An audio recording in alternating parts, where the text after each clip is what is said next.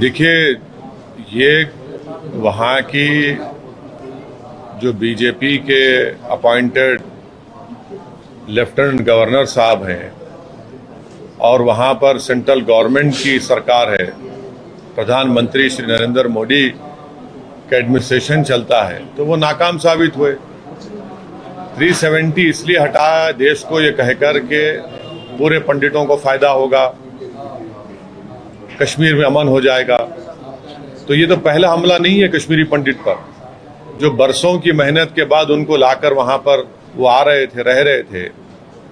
आज वो उनको आप उन कश्मीरी पंडितों को आप बिल्कुल ही अनसेफ कर दिए, और वो इसलिए अनसेफ हो रहे हैं क्योंकि आपकी सरकार ने उनको कोई सेफ्टी प्रोवाइड करने में सरासर नाकाम साबित हुई है। और कश्मीरी पंडित तो कश्मीर छोड़ के जाना चाह रहे हैं।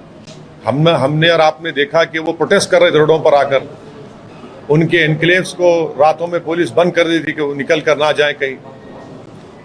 तो ये मोदी सरकार की नाकामी का एक और मिसाल है कश्मीर में, और इसकी पूरी जिम्मेदारी जो है वो भारतीय जनता पार्टी और उनकी सरकार पर आती है कि उन्होंने वो कश्मीरी पंडितों को उनकी जान की हिफाजत करने में नाकाम साबित हो रहे हैं। और बिहार और उत्तर प्रदेश के जो मजदूर हैं, प्रवासी मजदूर हैं, वो भी कश्मीर में काम कर रहे हैं, उनको भी निशाना बनाया जा रहा है सर। तो ये सवाल जो है देश के प्रधानमंत्री को देना चाहिए था। इस बात का जवाब जो है गृह मंत्री को देना चाहिए, रक्षा मंत्री को देना चाहिए, बीजेपी को देना चाहिए। आपने बड़े बुलंद बांग दावे किए थे, अब क्या हुआ उन दावों का?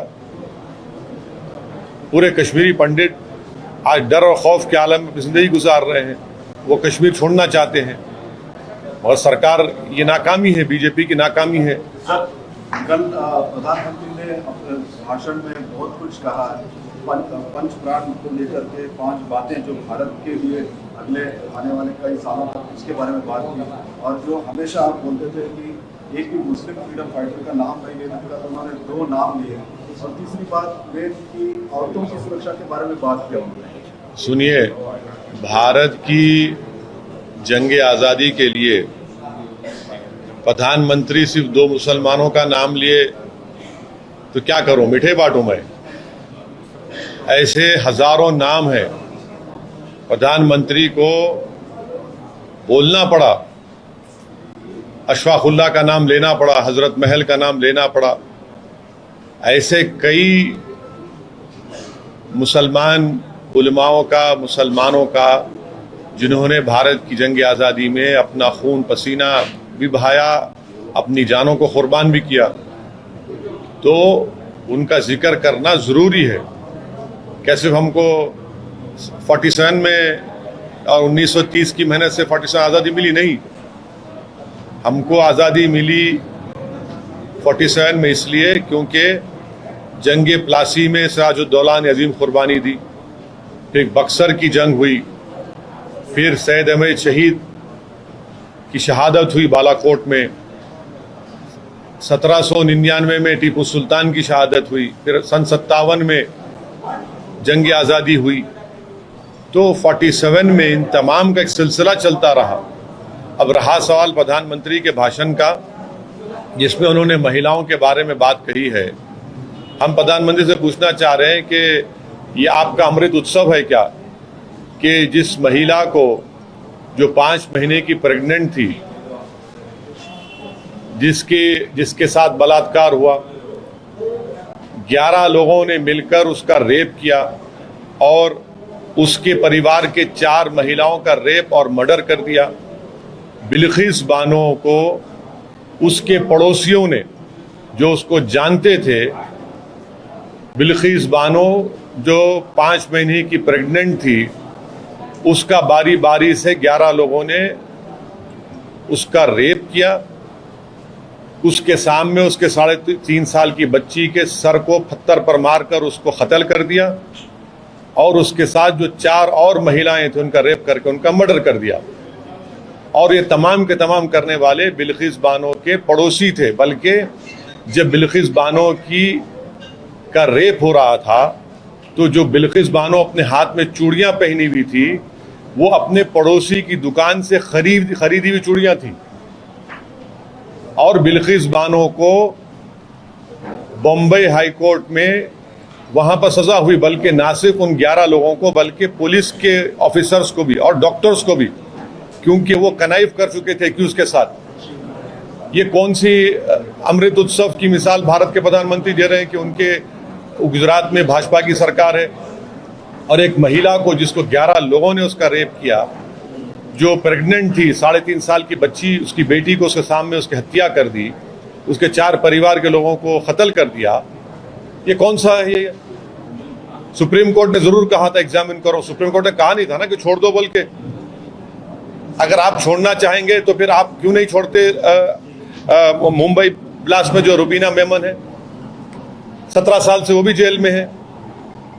गुजरात में वडोदरा सीरियल ब्लास्ट में 18 साल से जेल में है। गोधरा के लोग 19 साल से जेल में है। छोड़िए ना इनको भी आप। जो भी डिसीजन भाजपा लेती है वो एक रिलीजियस समुदाय के हक में हमेशा लेती है और कंप्लीटली बायस्ड होकर लेती है। यकीनन सीआरपीसी में प्रोविजन है, मगर इसका यह मतलब नहीं है कि ऐसे हीनियस क्राइम के लिए, और वो भी आज़ादी का अमृत उत्सव हम मना रहे हैं, 75 साल की आज़ादी, और खुद प्रधानमंत्री का लाल किले से खड़े होकर महिलाओं के बारे में, नारी के उसको पावरफुल करने की बातें करते हैं, और ये काम होता है। हम इसका कंडेम करते हैं और देश देख रहा है कि बीजेपी सिर्फ ज़बानी तौर पर महिलाओं की इज्जत, महिलाओं की स्ट्रेंथनिंग की बात करती है, मगर जहां पर बात आती है मुस्लिम महिलाओं की, आप भूल जाते हैं उनको। ये आपकी मोहब्बत है। और रक्षाबंधन के दिन तमाम भाजपा के लोग मुस्लिम खवातीन को बुरखा में, हिजाब में बुला कर अपने हाथों पर राखी बना रहे थे। बिल्किस बानो, क्या तुम्हारी बेटी बहन नहीं थी? तुम्हारी बेटी नहीं थी कि एक महिला प्रेग्नेंट है, 3.5 साल की बेटी, उसके सामने हत्या कर दी गई, और उन हत्यारों को आप छोड़ देते हैं। तो छोड़िए ना फिर आप। गोधरा के लोग भी जेल में हैं, रुबीना मेमन भी 17 साल से जेल में है, जबकि गाड़ी तो उसके नाम पे भी नहीं थी। आपका सीरियल ब्लास्ट है, वडोदरा सीरियल, वो भी जेल में, छोड़िए उनको भी आप। मगर आप सिर्फ एक समुदाय के लिए आप बायस्ड हैं, बस। ये भाजपा की असलियत है। सर, मुजफ्फरनगर में कल तिरंगा यात्रा निकाली गई, हिंदू महासभा ने तिरंगा यात्रा निकाली, उसमें नाथूराम गोडसे की तस्वीर के साथ उस यात्रा को निकाला गया। तो योगी सरकार उसका परमिशन दी है। योगी सरकार जो है, गोडसे की ताईद में जो जुलूस निकाला गया, वो तो उन्हीं के छत्रछाया में निकाला गया ना। मैं यही तो कह रहा हूं, दिल में गोडसे की मोहब्बत है और जबान पे गांधी का नाम है। जो दिल में जब तक गोडसे की मोहब्बत रहेगी तो आप गांधी के पैगाम को क्या समझेंगे? जब तक गोडसे की मोहब्बत दिल में रहेंगी, आप अंबेडकर के संविधान को कहां मानेंगे आप? ये असलियत है कि आप गोडसे की फोटो लगाकर एक जुलूस निकाला जा रहा है। क्या पैगाम दिया जा रहा है आजादी के अमृत उत्सव के दिन मुजफ्फरनगर में? पंडित नेहरू प्रधानमंत्री के भाषण में उनका कोई जिक्र नहीं आया। सर, लाल किले से भारत के पहले प्रधानमंत्री का नाम अभी के मौजूदा प्रधानमंत्री ने एक बार भी उनका जिक्र नहीं किया। देखिए, जिन लोगों ने 12-15 साल जेल में रहे, नेहरू, और जेल में रहकर उन्होंने डिस्कवरी ऑफ इंडिया किताब लिखी, तो इनका कंपैरिजन नहीं करना चाहिए किसी से। ये हमारे देश के पहले प्रधानमंत्री थे। उन्होंने यकीनन, वो कोई ये नहीं कह सकता कि गलतियां की उन्होंने, मगर क्या उनके रोल को डिनाई कर सकते हम लोग? नहीं कर सकते। जैसा ना मौलाना अबुल कलाम आज़ाद के रोल को डिनाई कर सकते, ना नेताजी सुभाष चंद्र बोस के रोल को डिनाई कर सकते, ना जौहर बरदरान को, ना हुसैन अहमद मदनी रहमतुल्लाह अलैह को, ना मौलाना महमूद हसन की कुर्बानी को, ना 57 के मुजाहिदीन को। तो अब आप नाम नहीं ले रहे हैं, तो ये तो प्रधानमंत्री को बताना चाहिए क्यों नाम नहीं लिए। सर, रेमिशन पॉलिसीज पे प्रॉब्लम क्या है? मतलब देखिए, अभी ये रेमिशन पॉलिसी पे वो लोग डिजर्व करते होंगे तो लोग रिलीज किया होगा। दूसरे सरकार में सर, मतलब दूसरे गवर्नमेंट्स भी कई सारे लाइफ कन्विक्ट्स रिलीज किए, ये गुजरात गवर्नमेंट को आप टारगेट क्यों कर रहे हैं? अभी चलिए टारगेट कर रहे हैं तो आप उनको रेमिशन पॉलिसी कैंसिल करके उन लोगों को फिर जेल में डालना चाहते, मतलब जेल में डालना चाहिए क्या? What are you demanding? देखिए, ये एक हीनियस क्राइम है, ये एक हीनियस क्राइम है। एक महिला को उसके पड़ोसियों ने, जो उसको जानते थे, जो 5 महीने की प्रेग्नेंट थी, उसके साथ उसके परिवार के 4 महिलाएं थे, उनका रेप और उनका मर्डर हुआ। उसकी 3.5 साल की बेटी की हत्या हुई। उसके पेट में जो औलाद थी उसका कत्ल कर दिए, मिसकैरेज हो गया। जो पुलिस वाले उसकी सपोर्ट नहीं कर रहे थे, डॉक्टर्स ने एविडेंस को फॉल्सिफाई किया। एक बड़ी जंग बिल्किस बानो के हस्बैंड ने लड़ी थी, मैं उसको सलाम करता हूं। उसके बाद इन लोगों को सजा हुई बॉम्बे हाई कोर्ट में, और आप इनको रेमिशन के नाम पर इनको आप छोड़ देते हैं। ये एक हीनियस क्राइम है ना। क्या मिसाल दे रहे हैं पूरे देश के महिलाओं को कि अगर तुम प्रेग्नेंट हो, तुम्हारी बेटी के तुम्हारी 3.5 साल की बेटी तुम्हारे सामने, उसकी हत्या हो जाएगी, उसके सर को पत्थर पर मारकर उसकी हत्या कर देंगे, उसके परिवार के 4 महिलाओं का रेप करके मर्डर कर देंगे, और वो इतने साल लड़ती है कोर्ट में, और कोर्ट से सजा ना सिर्फ उन एक्यूज को होती है बल्कि उन पुलिस ऑफिसर्स को, डॉक्टर्स को भी होती है। आप क्या मैसेज दे रहे हैं? कौन से महिला की शस्त्रीकरण की बात कर रहे हैं आप? कौन से महिला के एम्पावरमेंट की बात कर रहे हैं? सुप्रीम कोर्ट ने कहा कि एक एक्यूज गया था, एग्जामिन करो। कमेटी तो गवर्नमेंट के महत्व आती है ना। कमेटी तो गुजरात गवर्नमेंट की बनाई हुई है, कलेक्टर उनका अपॉइंटी है। तो आपकी कोई मॉरल रिस्पॉन्सिबिलिटी नहीं है, कोई कॉन्स्टिट्यूशनल रिस्पॉन्सिबिलिटी नहीं है कि जिस महिला के नेबर्स ने उससे इस तरह की गलत हरकत की, आप उनको छोड़ रहे हैं। और वो भी आजादी के अमृत उत्सव सारे देश में मनाया जा रहा है। प्रधानमंत्री लाल किले के खड़े होकर महिलाओं के एम्पावरमेंट की बात करती है। कौन सा अमृत उत्सव के दिन हो रहा है ये? तो फिर रुबीना मेमन 17 साल से जेल में छोड़ी ना, उसको क्यों नहीं छोड़ा था रुबीना मेमन को? क्या कल एक ऐसा दिन भी आएगा कि जो दिल्ली में जिस बच्ची के साथ रेप हुआ था, क्या चंद साल के बाद बीजेपी छोड़ देगी उनको भी? क्या उनकी तो फांसी भी होगी उन लोगों को, दूसरे भी कई जेलों में हैं, तो उनको भी छोड़ देंगे आप? तो ये गलत मैसेज गया है, बहुत भूला। गुजरात गवर्नमेंट ने बहुत गलत डिसीजन लिया, गलत मैसेज गया है। और ये इसमें मैसेज में ये भी है कि अगर कोई एक समुदाय के हक में बीजेपी हमेशा डिसीजन लेती है, ये तुष्टीकरण की राजनीति बीजेपी कर रही है। आप डिमांड क्या करते हैं सर? मतलब उनको फिर जेल में डालना चाहिए या फिर क्या करना चाहिए? अब लीगली क्या हो सकता है मुझे नहीं मालूम। लीगली अगर पॉसिबल है तो लीगली उनका रेमिशन कैंसिल होना चाहिए। आप कैसे छोड़ सकते हैं? क्या जो पड़ोसी है, रहकर पड़ोसी थे बिल्किस बानो के लोग, जब बिल्किस बानो का रेप हुआ तो वो जो रेप एक्यूज की दुकान से बिल्किस बानो उसके चूड़ियां पे खरीद कर पहनी हुई थी, वो चाचा चाचा कहकर पुकार रही थी, और उन्हीं को आप छोड़ दिए। क्या मैसेज दे रहे हैं महिलाओं की सुरक्षा के बारे में भाजपा वाले?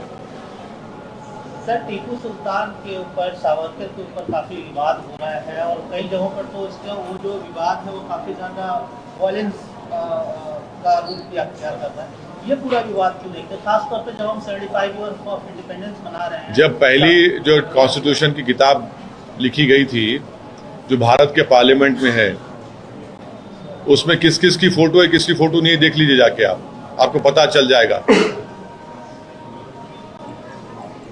कौन, पता चला। और क्या सावरकर का सुप्रीम कोर्ट के रिटायर्ड चीफ जस्टिस के कमीशन में नहीं कहा गया कि सावरकर महात्मा गांधी की हत्या में कॉम्प्लिसिट है, कॉन्स्पिरेसी में शामिल है? कपूर कमीशन की रिपोर्ट नहीं है क्या? वो रिपोर्ट में है वो बात। अभी पिक्चर भी बना रहे हैं सर, सावरकर के बाद से अभी सावरकर पे फिल्म भी बनाई जा रही है। हाँ, जो करते करिए। आप तो तारीख को उल्टा करना चाह रहे हैं, आप तारीख को उल्टा करके पेश करना चाह रहे हैं। सर जैसा आप like you have said there were several people freedom fighters whose role can't be denied. Same as well, you know, we can't deny the role of Savarkar in the freedom Yes, we fighting. cannot deny his role in the murder of Mahatma Gandhi. You have to read the Justice Kapoor Commission report. You cannot deny the fact that he wrote mercy letters to the Britishers. strategy, sir. It is strategy, okay. I didn't knew that writing mercy letters and praising the Britishers. And also I didn't knew this strategy was that after the murder of Allah Bakhsh, a government was formed with Mr. Savarkar's party and Mr. Jinnah's party together in alliance. When the call of Quit India movement was made, I didn't know it was strategy that Mr. Savarkar and Mr. Jinnah were not in favor of Quit India movement. I didn't know that. I mean, it is. I'm being. This is a new information to me. But Savarkar was referred and mentioned by Prime Minister in his speech also. Yes, he has to refer it. He has to refer it because it's an ideological thing for him. People who believe in Indian nationalism and people who believe in Hindutva nationalism are different people. So you believe, sir, Savarkar had no role in our freedom struggle? I believe that Mr. Savarkar, according to Justice Kapoor Commission report, was part of the group in the murder of Mahatma Gandhi. I believe that there are letters in public domain where he wrote for mercy from Britishers. I believe that his Hindu Mahasabha, after the killing of Allah Bakhsh, they were part of a coalition with Muslim League. I believe that Hindu Mahasabha, when the call of Quit India was given, they were in alliance with Muslim League. This is what I believe in, and these are historical facts which you and me cannot deny it.